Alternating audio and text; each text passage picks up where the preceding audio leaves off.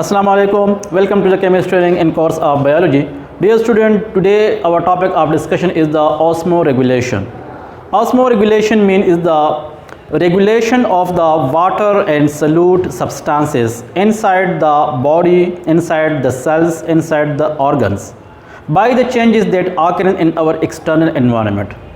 यानी हमारे जिस्म के अंदर वाटर का जो लेवल है या सल्यूट का जो लेवल है, तो वाटर का लेवल तकरीबन ये होता है 70 to 90% वाटर। जिस तरह के अर्थ पर 3/4 हिस्सा वाटर का होता है, तो इसी तरह हमारे जिस्म के अंदर भी 3/4 हिस्सा ये वाटर का होता है। अब ये वाटर इतना ज़रूरी क्यों है? क्योंकि हाइड्रोलाइटिक रिएक्शंस हमारे जिस्म के अंदर कंटिन्यूसली होते हैं। सिर्फ हमारे जिस्म ही के अंदर नहीं, बल्कि मुख्तलिफ़ प्लांट्स के अंदर, मुख्तलिफ़ प्रोकैरियोट्स के अंदर, फंजाई के अंदर भी ये पाए जाते हैं, जिसकी वजह से उसके जिस्म का अंदरून जो मेटाबॉलिज्म प्रोसेस है वो मेंटेन होता है। इसलिए ये ऑस्मोरेगुलेशन का जो प्रोसेस है, अगर इसकी हम डिफिनीशन देख लें तो कई अंदाज़ों से उसको हम डिफ़ाइन कर लेते हैं। तो आइए पढ़ लेते हैं ऑस्मोरेगुलेशन का फर्स्ट डेफिनीशन के the regulation of water and solute level constant are nearly constant by the changes in the external environment. External environment क्या है? इंसान का, प्लांट्स का या कोई और ऑर्गेनिज्म, फॉर एग्जांपल फंजाई का। एक्सटर्नल एनवायरनमेंट से मुराद उसका सराउंडिंग है, जिसके अंदर कितने अमाउंट में वाटर पाया जाता है, कितने अमाउंट में सल्यूट पाए जाते हैं। एक्सटर्नल एनवायरनमेंट का टेम्परेचर क्या है, एक्सटर्नल एनवायरनमेंट का पीएच क्या है। अब अंदरूनी एनवायरनमेट के अंदर क्या है?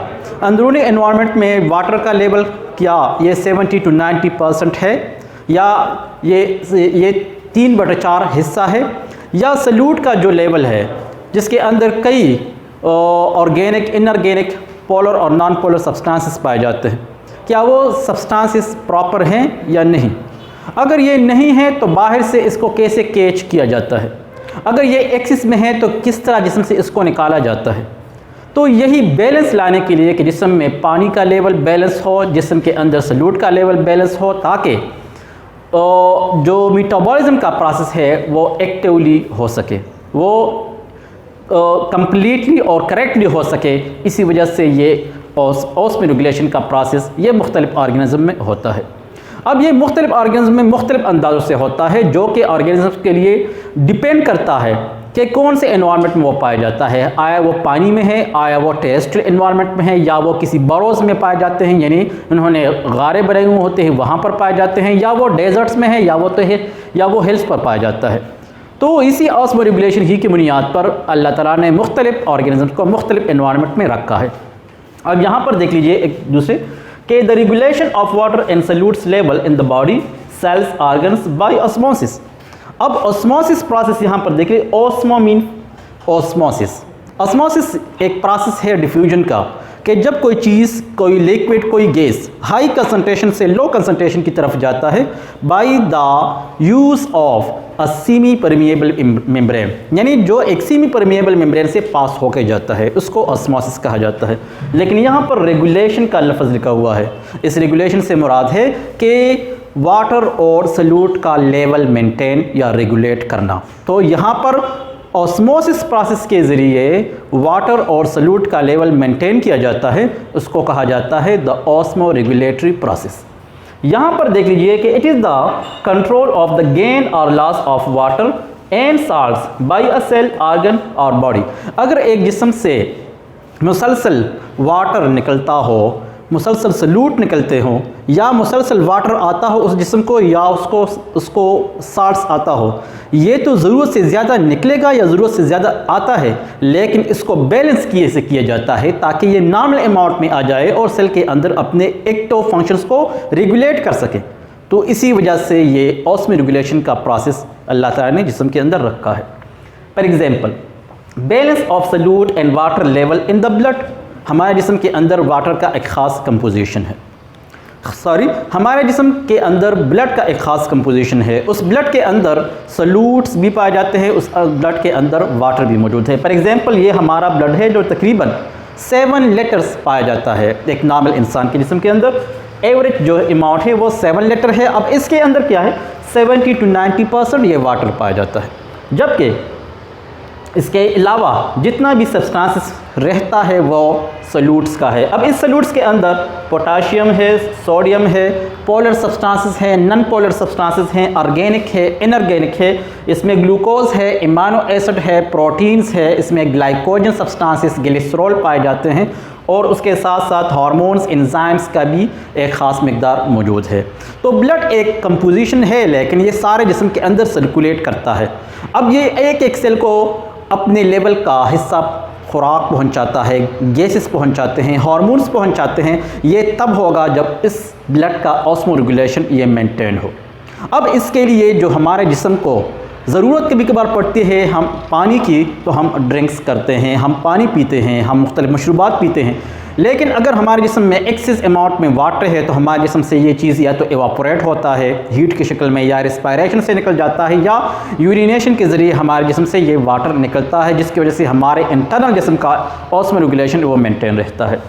सो हाउ इट मेंटेन, इसको मेंटेन कैसे किया जाता है? So the question is definitely the answer is the osmoregulatory process. जब तक ऑस्मोरेगुलेशन है तब तक ये हमारे जिस्म का जो जितने भी काम है, जितने भी फंक्शंस हैं, ईच एंड एवरी सिस्टम का digestive, respiratory, excretory, urinary, integumentary, in each and every system जो है वो इसी ऑस्मोरेगुलेशन पर बेस्ड करता है। फॉर एग्जांपल यहाँ पर एक बीकर के अंदर मैंने सेल को रखा है और सेल के एक्सटर्नल एनवायरनमेंट में काफ़ी वाटर मौजूद है और काफ़ी सॉल्यूट सब्सटेंसेस पाए जाते हैं।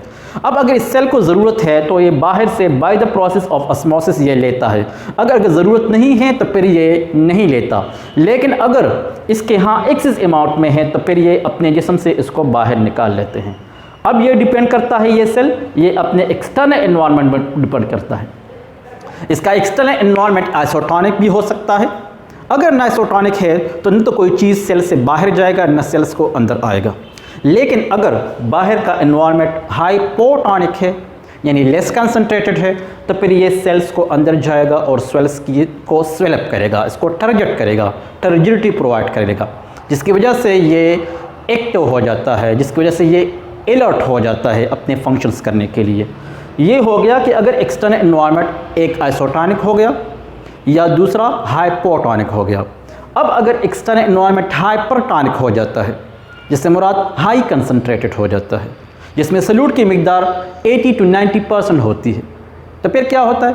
फिर ये जो वाटर का लेवल है ये इसी सेल से बाहर आता है और ये सेल्स को फ्लैसेट कर लेता है, इसको श्रिंक कर लेता है, इसको प्लाज्मोलाइज्ड कर लेता है, जिसकी वजह से एक्सेस पानी जो इसके अंदर था वो बाहर आना शुरू कर लेता है। क्योंकि हम जानते हैं पानी के अंदर एक ऐसा पोटेंशियल मौजूद है जो कि हाई कंसंट्रेशन से लो कंसंट्रेशन की तरफ जाता है और ये एक यूनिवर्सल ट्रुथ भी है। अब अगर ये सेमी परमिएबल मेम्ब्रेन से आता जाता है तो फिर इसको हम ऑस्मोसिस कहते हैं। अब ये सेल्स का अंदरूनी हालात मेंटेन कर लेता है, जितना ज़रूरत है तो पानी ले, साठ ले, जितना ज़रूरत नहीं है तो निकाल दे। अब यही प्रोसेस कहलाता है द ऑस्मोरेगुलेशन। इसकी इंपॉर्टेंस क्या है? अब इसकी इंपॉर्टेंस देख ले। प्लांट्स के अंदर अलग इंपॉर्टेंस तो एनिमल्स के अंदर अलग इंपॉर्टेंस है, लेकिन दोनों के अंदर एक मुश्तरक इंपॉर्टेंस है, वो ये है कि it provide the survival value of the plant. ये प्लांट की सर्वाइवल को मेंटेन करता है, को बरकरार रखता है, या एनिमल्स की सर्वाइविंग नेचर को जो है वो फैसिलिटेट करता है, रेगुलेट करता है। अब देखिए कि because of gain in loss of water, अगर दोनों किस्म के ऑर्गेनिजम्स वाटर को गेन ना कर ले, सोर्स को गेन ना कर ले, तो फिर इसको फूड कहाँ से मिलेगा? ये अपनी ज़रूरियात को कैसे पूरे करेगा? इसलिए ज़रूरियात को पूरा करने के लिए ऑस्मोरेगुलेशन का प्रोसेस अल्लाह ताला ने जिस्म में रखा है। अब अगर वाटर ये गेन कर लेते हैं तो कैसे? वाटर अगर ये लॉस कर लेते हैं तो कैसे? अब देख लीजिए कि बाय ड्रिंकिंग हमारे वाटर की ज़रूरत वो पूरी हो सकती है। बाय फूड, हम फूड के अंदर भी मुख्तलिफ खुराकों में पानी को लेते हैं, जिसकी वजह से ये दो बेस्ट तरीके हैं कि एनिमल्स और प्लांट्स ये दोनों जो है वो अपनी वाटर और सॉल्यूट्स की लेवल को कैसे टेकअप कर लेते हैं। अब अगर वाटर लॉस होता है तो फिर कैसे लॉस होता है? सिर्फ वाटर ही लॉस नहीं होता, जिसके साथ साथ कुछ excess of the mineral salts and waste substances भी वो हमारे जिस्म से निकल जाते हैं। फॉर एग्जांपल बाय इवापोरेशन, हमारे जिस्म से इवापोरेशन कंटिन्यूस होता है, स्वेटिंग निकलता है, हीट निकलता है, तो इसकी वजह से काफ़ी जो है वो वाटर लॉस होता है। या डिफिकेशन यानी excretion of the faeces from the body. जो डाइजेस्टिव सिस्टम प्रोसेस है यानी माउथ से हम खुराकों को इन कर लेते हैं और एनएस के ज़रिए वेस्ट प्रोडक्ट्स हमारे जिस्म से निकल जाते हैं, तो इस प्रोसेस को डेफिकेशन कहा जाता है।